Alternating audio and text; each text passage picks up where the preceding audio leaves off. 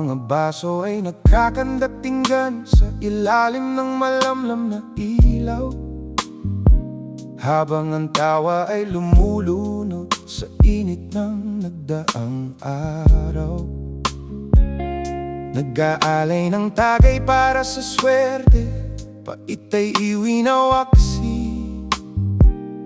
Pinagmamasdan ang mga problema na tila natutunaw at nagsisisi. Sa bawat saling alikabok ng konstruksyon ay tila nahuhugasan. Sa kapatirang puno ng saya, pait ay pansamantalang nalilimutan. Ipinapasa niya ang bote ng may malawak na ngiti. Nakalimutan ang pagod na sa kalamnan ay sumidhi. Isang panandaliang hari sa gitna ng ingay ng lungsod. Sa katuwaang hatid ng barkada, siya ay nakalubog. Ang kakarampot na kinita ay mabilis na nauubos.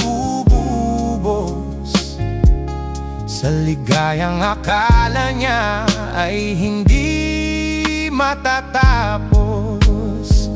Ngunit ilang milya ang layo sa isang tahimik na silid, ang anino ay gumagapang sa sahig na tila walang kibo ang paligid.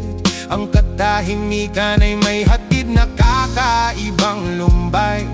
Sa likod ng pintuang tila malapit nang mabuhay.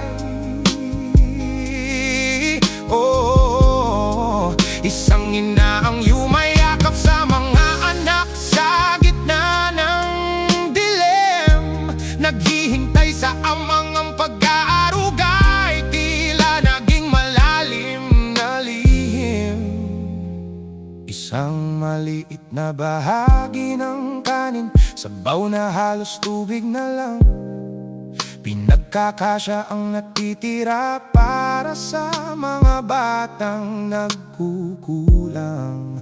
Ang gutom ay isang pasaning mabigat sa kanyang kaluluwa. Mababanag sa mga mata ng paslit na tila nawawalan ng tuwa.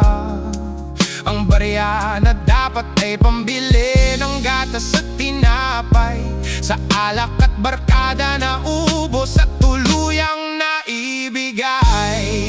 Hindi siya nagrereklamo sa hanging hating gabi, o hinahayaang ang mabait na luha ay pumatak sa tabi. Sa halip, iginuyod ang ulo sa isang tahimik na dalangin.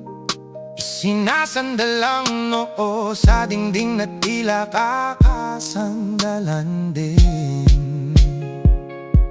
Pakiusap, haplusin mo ang kanyang puso, bulong niya sa langit.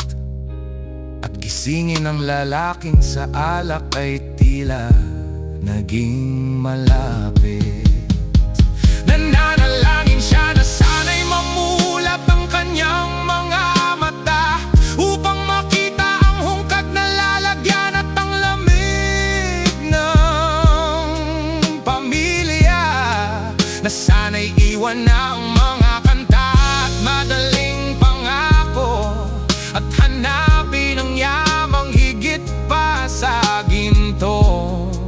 Hindi naglalaho, naghihintay siya sa pagdating ng bukang liwayway, na ang ama ay sa wakas magising at maging tunay na gabay.